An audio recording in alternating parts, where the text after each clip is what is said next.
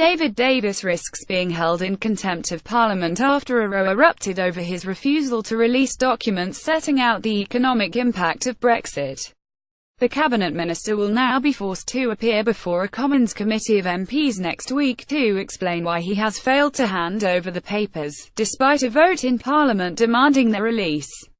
But as pressure mounted on the Brexit secretary to give up the documents, Tory Eurosceptics launched a counter-offensive, pushing ministers to hold a second vote to ensure the papers are suppressed.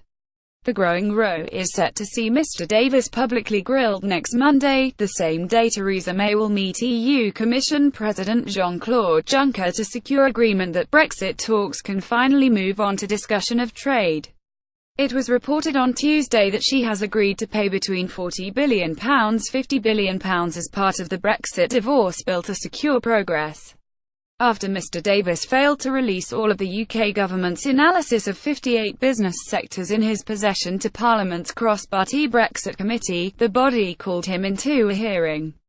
Meanwhile, Commons Speaker John Bercow told MPs when it is suggested that the meeting should be soon, it means soon. It does not mean weeks hence, it means very soon indeed. Nothing, no commitment, no other diarised engagement is more important than respecting the House.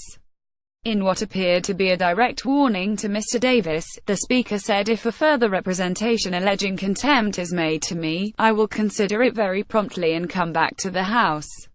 I hope the House knows me well enough to know that I will do my duty." If Mr Davis were to be held in contempt, it could mean he is suspended, or expelled from the Common. In times gone by, MPs held in contempt were also locked in the clock tower of Parliament carrying Big Ben. The minister was compelled to release some 850 pages of analysis that his Brexit department has carried out into the potential impact of Brexit on dozens of UK sectors, following a vote in Parliament on the 1st of November. The motion, put forward as a humble address to the monarch, passed without opposition from the government and stated that the papers should be handed over while making no provision for any items to be withheld. But ministers said some would be held back, if they deemed them commercially sensitive or disadvantageous to the UK's Brexit negotiating hand. Hilary Benn has accused the government of failing to comply with a Commons vote. Getty ex-Labour cabinet minister Hilary Benn, who chairs the Brexit committee, said it is clear his body had been given edited documents, meaning the government had failed to comply with a Commons vote. Labour's shadow Brexit secretary, Sir Keir Starmer, forced ministers to the Commons to answer questions on the matter on Tuesday. He said of Mr Davis' failure to release the documents whether he is in contempt of Parliament is a matter we will come to at a later date, but he is certainly treating Parliament with contempt. Meanwhile, former Chancellor Ken Clarke said the government should have tried to oppose the motion if it had wanted to block publication in any way. Priti Patel says Britain is ill-equipped for Brexit talks. He went on, "We cannot allow post-Brexit to start reducing parliamentary sovereignty to a slightly ridiculous level." Scottish National Party MP Pete Wishart went further, writing to the Speaker with a complaint that the government had held the House in contempt by refusing to meet the terms of the vote. He said David Davis campaigned for parliamentary accountability and taking back control during the EU referendum, yet today we find the Brexit Secretary and the UK government doing everything they can to make sure MPs are unable to scrutinise the government's Brexit plans. David Davis set to face Commons committee over release of Brexit papers. Liberal Democrat Brexit spokesperson Tom Brake commented editing these reports is a breach of the agreement reached with MPs, meaning action over contempt of Parliament now looms.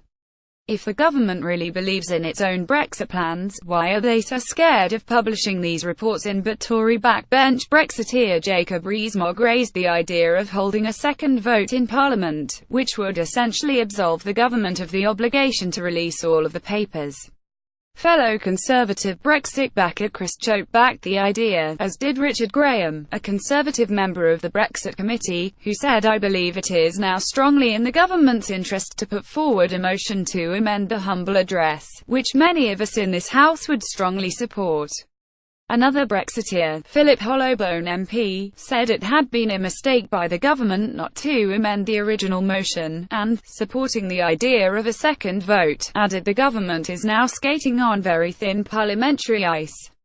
Brexit Minister Robin Walker told them the government will certainly look into the proposal, and would take them very seriously. The Brexit department stressed that ministers had a responsibility, endorsed by Parliament, not to release information that would undermine the UK's negotiating position. A spokesman said the government has satisfied the motion, providing the House of Commons exiting the EU committee with information covering 58 sectors of the economy. More about Brexit. David Davis, Theresa May, Hilary Benn reuse content.